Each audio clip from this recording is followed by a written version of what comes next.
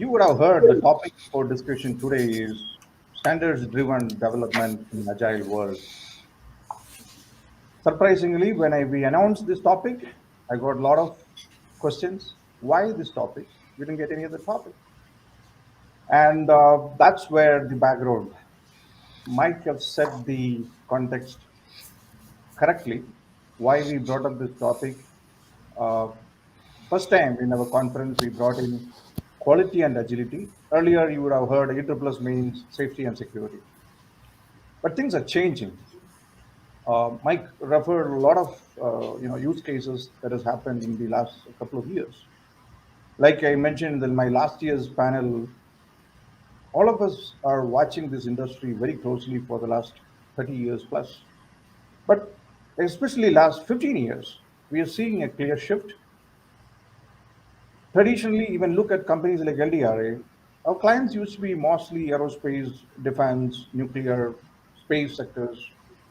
But now where we are, we are more seeing action in semiconductors, autonomous systems, electric vehicles, connected industrial systems, medical devices. It's a totally different dynamics. Earlier, people used to wait, even tool vendors like us, we could wait even for 2 years to come up with a new version of our tool. But with this kind of new gen tech sectors coming up, the pressure on those customers to respond to market reality is very high. They work in an agile framework, and where I can see some companies even releasing versions of their tools and platforms in once in 3 months. When I asked one of my industry friend, he said, "Oh, this one is a bug fix was of the last one. Don't worry." But then it is a reality. It is happening now. When we go like this, Mike also mentioned that people are using agile practices in a successful way in safety and security market. But how far we can go agile? Again, I am not to support either side, but people are following it successfully.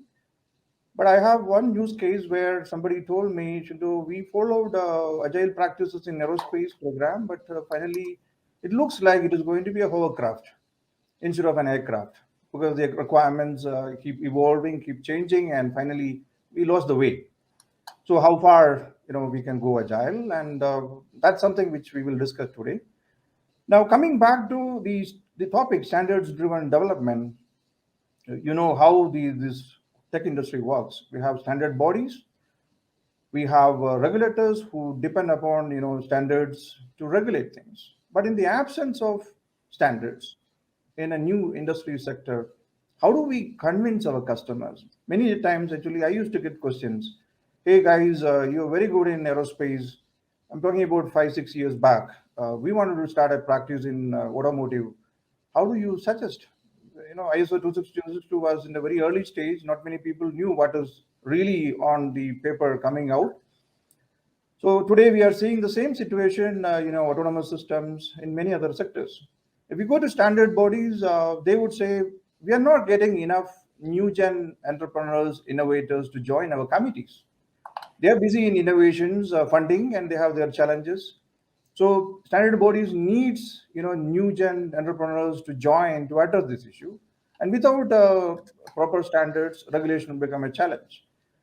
I remember 4 5 years back, somebody approached me to put a comment on insurance practices for autonomous systems. I was a bit skeptical, but happy to see last year Germany announced first time insurance practices for autonomous systems. So this is the background where we have this challenge on our table, which we thought the best way to address this is we have an excellent list of panelists. We already heard their background; they're the right people. Each one is unique. You can look at Mike comes with a hardware VLSI background. Andrew comes with standards committees. Marcel comes with the compilers, again close to standards. Juhi comes with the middleware sector, which is connecting everybody. So we have a wide spectrum of panelists with us. So this is what we do. After my initial context setting is over, we want at least more than 50% of the whole session, which will end exactly at 1:30 p.m. India time. more than 50%, we want there to be question answer. No slides, no presentation here. We will not bore you guys. Don't worry. There's an very interactive session where importance is given to the audience. We want more questions to be taken. Each of these panelists will talk maximum 3-4 minutes on their views on this subject. Immediately after that, I have a question for that panelist, and we'll complete that round. Then straight away we'll come to the audience to take questions. Finally, we will conclude it with final remarks. So we'll start with the senior most guy, Marcel. It's all yours. Your remarks, please. Thank you, Shinto, for inviting me.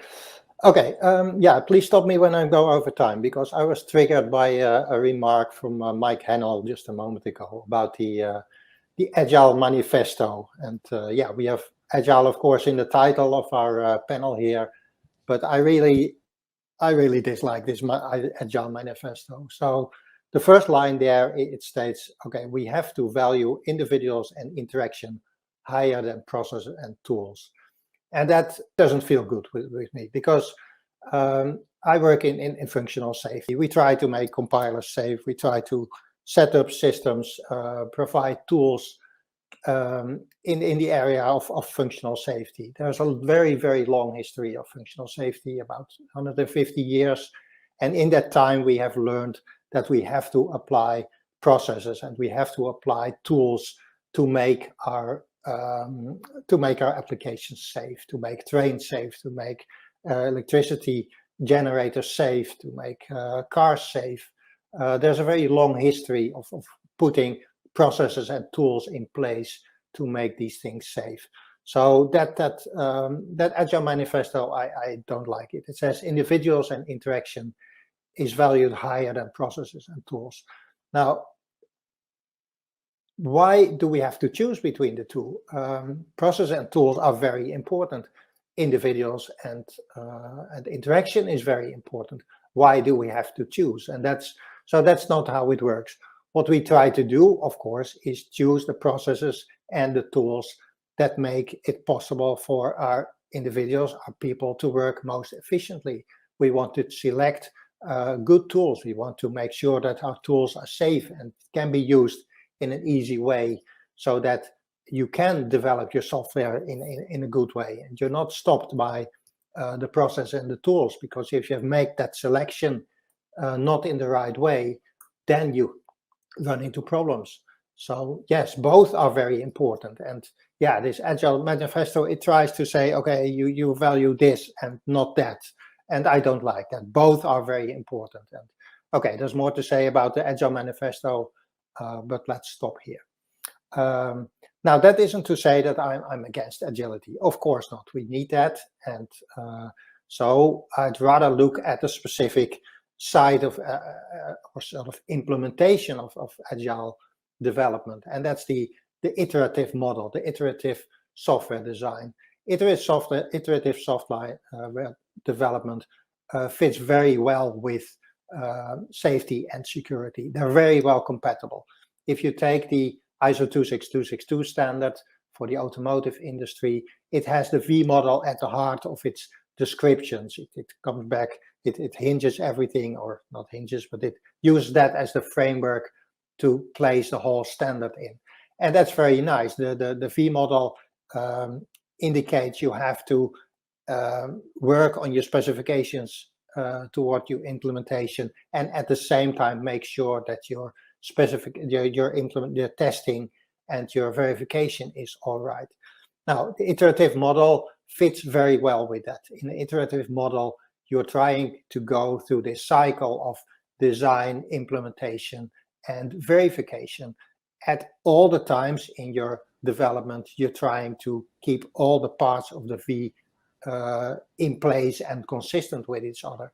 So you don't have to design everything up front. You start with small design, small parts, and then fit everything together. Now, that is a way of agility that fits very well with safety and security. So there, I'm of course all in favor of that. Yeah, thank you. You brought in a totally different perspective, which we have. Actually, the whole purpose of this discussion is that, I'm sure our audience will have totally different, another perspective. let's hear from them as we go forward.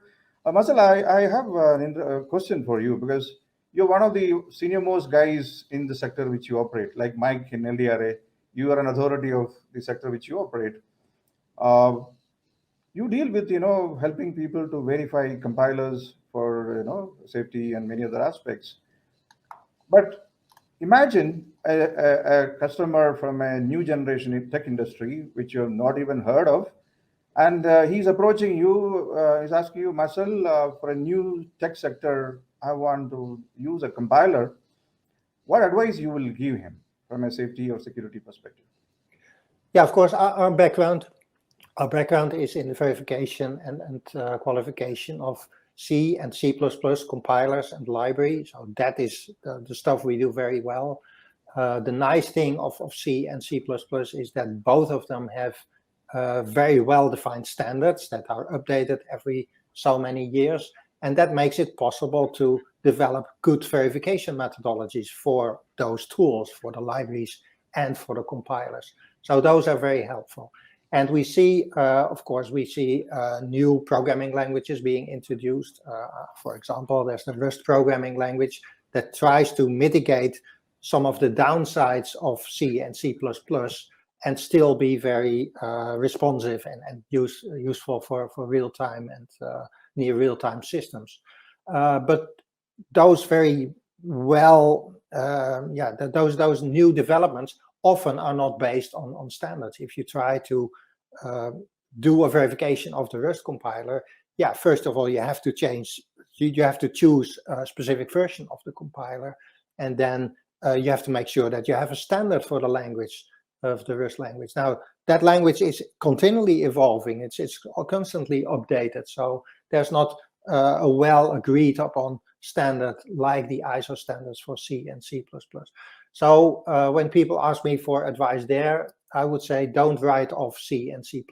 These have a very long history. There are many, many tools from LDRA that all work on C. We have people working very hard on the guidelines for C++. There's a talk in one of the sessions in just a moment after this that I'm looking forward to. So don't write off C and C++. They have this long history, and they have very well-established tools that help you to be very productive and useful in your programming and development. Yep, thank you. Thanks, Marcel. I mean, we appreciate your views. Now I will turn to Juhi. She comes with, a different industry. They are in the business of, according to me, connecting people. That's what they do. Juhi, your views, please. So I'll give a little bit of background of where we are in this standards world, why we care about it. We are in the world of connectivity, as you're suggesting, Shinto. It's all about enabling autonomy. It's about a middleware that's data-centric, and you would see that, information sharing is so critical for systems to operate. Standards are at the heart of our product from both the interoperability, portability point of view, as well as from quality perspective. So a lot of our customers actually care about many of the standards that were mentioned today by Professor Mike, like DO 178C for aviation, ISO 26262 you mentioned as well for automotive functional safety, ISO 21434 for automotive cybersecurity, industrial safety, medical safety. All of these standards our customers care about and using it. That's the quality part of it, and we care very deeply. Our product is based on open source, open standards. We want to invite scrutiny, right? We don't want to lock in customers with our proprietary sort of middleware. We want to compete on quality, on delivering value. So standards is at the very heart of what I work on, what I work with. And the comment on agility is very well taken, right? We care a lot about making sure lives are at stake. We don't harm a life in the race to get to the market. Our customers are often competing on time to market. We want to support that without risking human lives. So how do we build that resilience? How do we build in, like, agility, maybe in terms of gathering inputs, getting frequent feedback, but ensuring that the quality is not compromised. So those are all the things that we keep thinking about um, where I work. Yeah, thanks, Juhi, for your remarks. Like I told you, you guys help others to connect. Uh, but in my opinion, you see standards as two levels. One is at the technology framework, and at the end use, where the domain-specific standards comes in.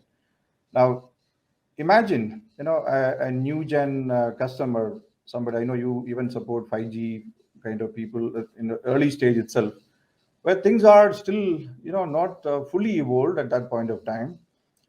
How you guide your customers from a safety and security perspective by when you are trying to tell them, hey, use our tools, but how do you give them the confidence level when things are not fully defined? Right, standards are constantly evolving, as they rightly showed. The world is changing, the landscape, technology landscape is changing. So I think standards evolve, and some standards are newer or earlier in that process compared to others, and some early innovators, and customers want to jump in on that technology and take advantage of being the first on the market, right, with products. But it's a handshake between the customers and us, because we want to also not react. We want the standard to develop rightly. We want to respond to, like, market inputs. We don't want to react. We want to take in the information, know the problem really well. We don't want to jump to solutions. So there is a lot of handshake, lot of transparency, working with the customers, involving them in the problem definition, demonstrating where we are with the standards, explaining. I think it's just, it works at a certain pace so that they can be successful. We don't want to compromise that. So there's a lot of expectation setting and resilience that needs to be built in order to be successful with new standards or evolving standards. Good. Appreciate your views. And in fact, from an audience perspective, if you look at this, our panelists, two of them are logged in from US. It's at midnight time. Marcel and Andrew, it is their very early morning time. They are from Netherlands and UK. But don't you think we should give them a sleepless nights, putting some more questions? This is a time to park your questions. Please, after this round, we need to take your questions. So I look forward to your questions. We have tried to ignite you as much as possible. We'll turn towards Mike. Mike comes with a very, another interesting background. He's a hardcore VLSI man. From the time I started interacting with him, I keep, discussing with him on this subject very often. He had also came down to India once as a speaker in aerospace track long back in ITRPLS. Appreciate joining from midnight in US, like Juhi. Mike, your views, please. Hi. Yeah, I'm in the valley at the moment, so I just came over here on a customer visit. Just want to give you a bit of background on my experience working with Agile in safety, in the safety and standards-based developments. So I did start my career as a software developer a long time ago now, where we were working on development of safety critical software. And we were actually using formal methods at the time. They were very popular back then. We were using a language called Z, but we also used VDM at the time as well. And we were following, I would say, V rather than waterfall. I've never been happy with people describing the processes as waterfall. We always used V because it emphasized the importance of testing. And so I think Agile also allows us to express that focus on testing very well. And I think quite interesting what Marcel said about ISO 26262, because if you do look at that standard part 6, it's got 2 V's right in the middle of it. One is for the hardware side and one is for the software side. But I think, as Marcel said, they allow us to structure our thoughts and know that there's a development, there's specifications, design, implementation, and tests for each of them. But it doesn't mean that we have to follow that V process. it just gives a way of structuring the way we do our development and we do our testing. So, so I'm now more of a what I would call a hardware guy, and within the hardware world, we've actually changed our development processes quite a lot. So they do look very much like software from some perspective. We develop our hardware using languages such as VHDL and System Verilog, now System Verilog, which are very much Ada and C-like. But within hardware, you have to consider parallel processes, because when you actually implement those algorithms, they're implementing hardware which is naturally parallel, rather than software which is going to be implemented sequentially, effectively on the CPU. And also there's timing involved, so you have to worry about clocking and a timing process. But the languages are very, very software-like, and so there is quite a similarity between the way we develop software and we develop hardware. One of the fundamental differences is in how we realize that system. So software is through a compilation process, and I would say a fairly easy compilation process. It's easy when you compare to hardware realization, as long as you're using the compilers that have been verified by Solid Sands, of course, that you've got a good solid compiler in place. But so in hardware, the way you realize it though is through a very complex synthesis and place and route process, so that you can actually then go to a fabrication, a physical fabrication on silicon. So I think if we just consider the development of those what is effectively the functional description of the hardware, which is done in our VHDL or our System Verilog language, at that point there, hardware and software look fairly similar, and we do a number of companies do follow very agile processes to develop those behavioral descriptions of the hardware. We had our conference last week in the UK where which is focused on hardware verification, and most of those companies there now will be doing continuous integration, and they'll be developing automated tests. So not hardly anybody now in the hardware verification world will be using manual testing at all. It'll all be automated, and we use something called functional coverage as well as structural coverage. We still have our structural coverage goals. We have our functional coverage goals. So that allows us to, for each requirement or each specification point, allows us to write a functional coverage point which captures that requirement or that specification point in a description about to ensure that requirement has been fully covered, and then when we run our simulations, we can know that our tests have hit those functional coverage points. So thanks, Mike. I think you probably have got a very unique background. You started in software and now totally in hardware, and that way you could connect, the similarity or difference between practices in both areas. But I want to hear from you your views on safety and agility. Yeah, as I mentioned, I see them fitting together very well, because we develop hardware. So if I take ISO 26262 as an example, the key thing there is from a hardware perspective, where we're similar to software, is in that requirements traceability and the coverage of the requirements and specification, and we've got tools that do that very, very well. So going back to what Marcel said, I think those tools are key to make sure that we can develop our hardware efficiently to the standards. And so,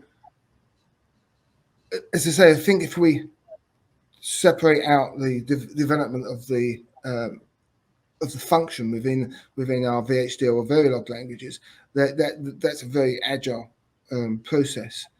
Can be a very agile process, and the tools support that very well in terms of requirements traceability and the coverage, which I've described. One of the key things I said though is that hardware gets developed, realized in silicon, and one of the key points from a safety perspective that we have to pay attention to is that's a physical material, and within ISO 262 it pays a lot of attention to the fact that you can get a bit flip, and that's a subatomic particle hitting our chip and causing a 0 to turn to a 1. So within the hardware, we have to make sure that any fault like that, any transient fault like that, can be detected, and that's a very, very complicated part of hardware. But I would tend to separate that out from the development of the function and behavior, which is where I see I see that Agile can be easily integrated into that into that development cycle. Thanks, Mike. We're getting a lot of questions from the audience. One request, you could also tell to whom you are addressing this question. Otherwise, I will pick up these questions, based on the background of the panelist. Thanks, Mike, your views. We will now move to Andrew. Andrew comes with a very, very unique background. He is a man, I would say, a committee man. He chairs, a couple of committees, member of many committees, and is my colleague. Andrew, your views, please. Yeah, thanks, Shinto.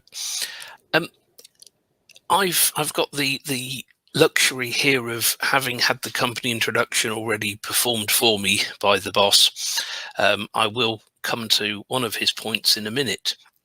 I guess the real issue with agility in the software world, you have to look back to sort of the 1970s, where software became a key aspect, primarily in the defense world, and software development was a Wild West. There was no standards, no procedures. Each company did their own thing, and largely development was down to how the one expert in the room did things. And this meant that sometimes projects were successful, but a lot of them were not. And that was because one person can't do everything, but not everybody was as capable as he.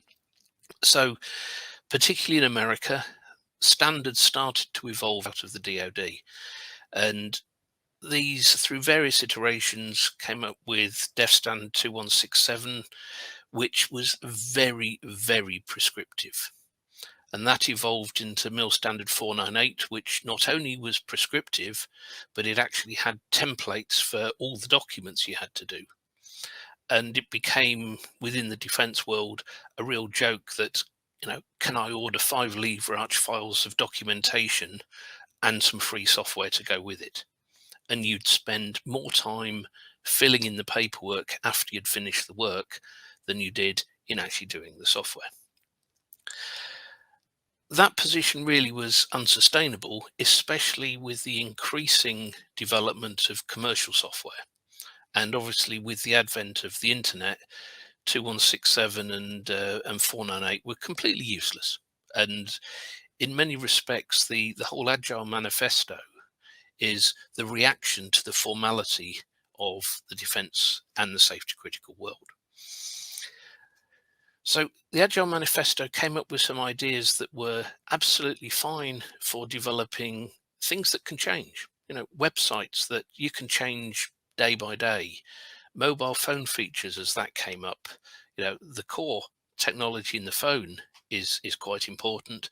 But if your app updates on a daily basis, nobody really cares. They just want it to work, to do stuff, and they want new features.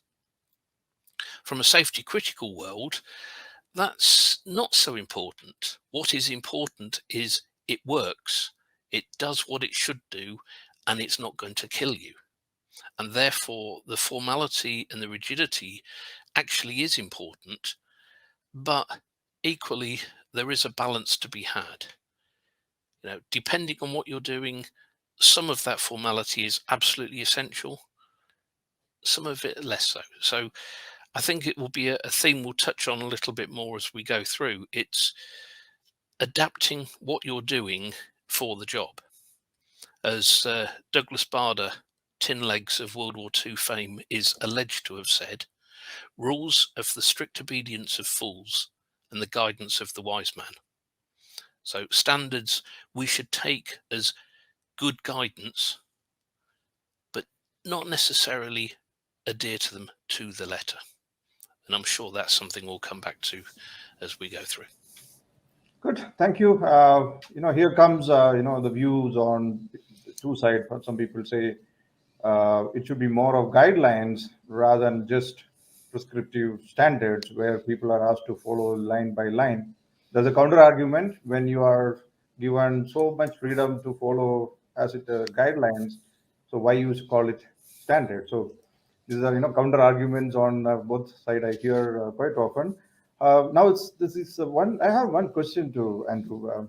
LDRA, it's a 46-year-old company. We have been selling our tools to aerospace, defense, those established sectors where long cycles used to happen. Now we have a lot of customers, at least in this part of the world where I am sitting, majority of our customers are in the new gen area. Suppose a new gen tech sector company approaches you and we survive out of our tools. What is your advice? Some people say when nothing is defined, why should I use the tools? So your advice to someone who's in a new gen tech industry where standards probably under development, but no one is sure exactly how things are coming. Your views, please. Yeah, I mean, almost an exact mirror of that happened way back in the late 90s, early 2000s. When the first version of MISRA C was published, it was titled Guidelines of the C Language in Vehicle-Based Software. And one of the first questions that sprung up in the immediate aftermath is, can you do an equivalent for the medical industry? And the committee sort of looked at each other and said, well, what's wrong with that one? And they said, but that's for vehicle software. And so the second edition of MISRA C is Guidelines for the Use of C Language in Critical Systems, because there was nothing in that first MISRA C that did not apply to the rest of the safety critical and increasingly the security critical industry.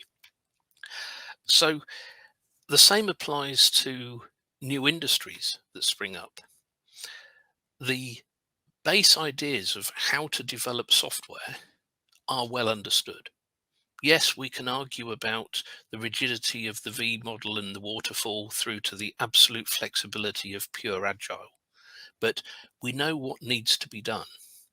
And the key principles, whether it's 61508, 26262, 62304, the key principles are actually very, very similar across all of these industries. So when new industry springs up or a derivative of an existing one, we know basically what we need to do. And therefore, a tool such as the LDRA tool suite is just as applicable. And we have that fairly regularly when we get a call from a customer and says, we're in this industry.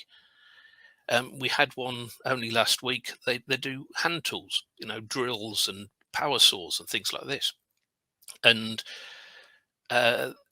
ask, we have to apply to this list of standards. And so we quickly refer to those set of standards, take out the bullet points. Okay, we're doing 99% of that. So what we need to look at is how we present the results for that particular customer. So it's all a case of most of what we're doing applies to all the industries, including those that we don't already know about. You know, as Rumsfeld is famed for saying, we have the knowns and the unknowns, and within the unknowns, we have the known unknowns and the unknown unknowns. You know, the known unknowns are the ones we know about, the unknown unknowns are the ones we don't yet know about. But applying the principles across, on the whole, is there. And of course, we're flexible enough to be able to adopt and adapt to those new standards, some of which we're actively involved with in defining as well. Thanks, Andrew. All of you agree that Agile is not just fragile, which many people think. We need it. We need to use it wisely to help people to create safe and secure systems. We also found that we have complex issues coming from various perspectives where all the stakeholders need to work together to achieve that. One single party, one simple organization, one part of the world alone working also is not going to happen. So that's where actually platforms discussions like this make a big difference.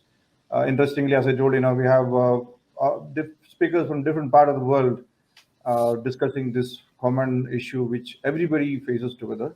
My perspective is actually how do we create the trust factor in front of our end customer. Customers are looking for trust from a safety perspective, trust from a security perspective. How do we guide them to manage the evolution from a fuzzy logic perspective to a clearly defined standards and regulatory framework? So it is more like working with the customers as a trusted partner. That makes a difference. The trust between we as a vendor and the customer on the other side, how far we can work handshake together, that decides the success. So I hope we all will work together to create that trust-driven world so that we all have better, safe, and secure tomorrow.